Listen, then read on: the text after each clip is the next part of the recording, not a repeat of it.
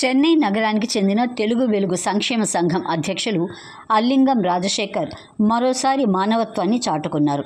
సంక్రాంతిని పురస్కరించుకొని చెన్నై నగరంలోని విల్లివాకం, పెరంబూరు, మాధవరం ప్రాంతాలలో నివసిస్తున్న పేద తెలుగు ప్రజల ఇంటికి వెళ్లి మరీ నిత్యావసర సరుకులతో పాటు నూతన వస్త్రాలను, దుప్పట్లను సంక్రాంతి కానుకలుగా వితరణ చేశారు.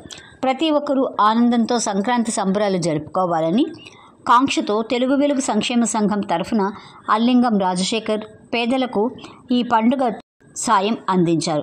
ఈ సందర్భంగా ఆయన మాట్లాడుతూ, సంక్రాంతి పండుగ తెలుగువారికి ప్రత్యేకమైన పండుగ అని, పండుగను అందరూ సంతోషంగా జరుపుకోవాలని ఆకాంక్షించారు. వచ్చేటప్పుడు ఏమీ తీసుకొని రాము, పోయేటప్పుడు కూడా ఏమీ తీసుకొని వెళ్ళము అని, అందువల్ల తోటివారికి సహాయపడుతూ ముందుకు సాగాలి అని అభిప్రాయపడ్డారు. ఆంధ్ర నుంచి చెన్నైకి వలస వచ్చిన విజయనగరం, శ్రీకాకుళం ప్రాంతాలకు చెందిన భవన నిర్మాణ కూలీలకు తెలుగు వెలుగు తరఫున సంక్షేమ సహాయకాలు అందించామని తెలిపారు. ఈ సందర్భంగా తెలుగు ప్రజలందరికీ సంక్రాంతి శుభాకాంక్షలు తెలియజేశారు.